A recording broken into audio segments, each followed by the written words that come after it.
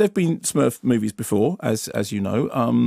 Smurfs and the Magic Flute, and Smurfs, and Smurfs 2. Where are we all coming from?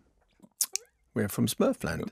On Smurfland, where we belong. That's right. Okay, fine. So I have to say at the very beginning of this, I'm not particularly up on Smurf mythology, because at the time that the Smurfs were starting to be a big thing, I was starting to not be listening to, to the radio so much, and because there was a big hit, wasn't it? Father Abraham and the Smurfs. Yeah. Yes, that's right. Okay, so you're so countercultural.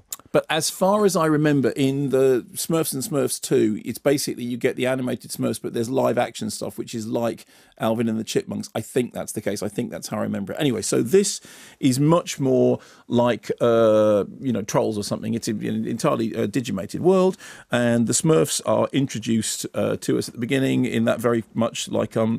I hadn't realised before how much the Smurfs are like the Seven Dwarfs, although there's 125 of them. So they're grouchy, hefty, clumsy, brainy, jokey, and one who's table-biting Smurf. I mean, they're all defined by their names. And then there is Smurfette, who, of course, is not defined by her name. What is a Smurfette, which is the question that the film raises. And as fans of the franchise will know, Smurfette, the girl Smurf in the otherwise boy Smurf world that apparently was for ages and ages and ages, was created by the evil wizard Gargamel out of a lump of coal. Oh, right. So actually, there's a whole identity thing about whether or not she's... Well, don't take my word for it. Here's a clip that explains what Gargamel's up to.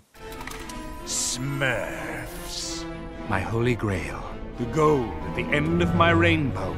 The most potent, magical ingredient in the world. Next slide. Imagine the power in 100 of them combined. My plan is simple. Find Smurf Village, capture all the Smurfs, drain them of their magic, and finally, use that magic to become the most powerful wizard in the world!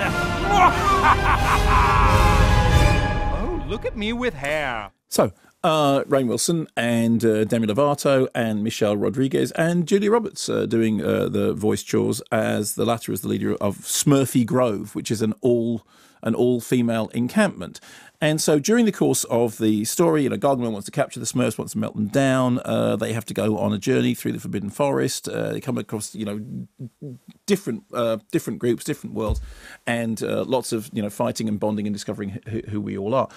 So it'd be very, very easy to be very sniffy about Smurfs: The Lost Village, but it's aimed at the very sort of youngest audience members, and it's perfectly fine. It's it's kind of, there's a couple of jokes that I laughed at. For most of the time, I did feel, much as I was trying to engage with it, I did feel like it was.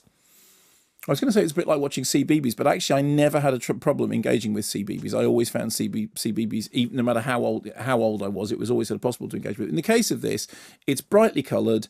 It's got this story about, what does it mean to be the only girl Smurf in the village of Smurfs when you're not really a Smurf, and there's this thing going on in the background, and then there's this other version which is like a mirror image.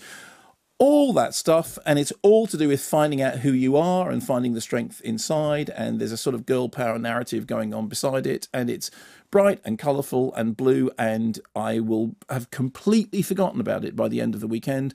But whilst I was watching it, I thought it is a film that does exactly what it says in the tin, and if you have young Smurf fan kids, they will get exactly what they're, what they're. It's not trying to do anything, radical or adventurous or ironic or postmodern.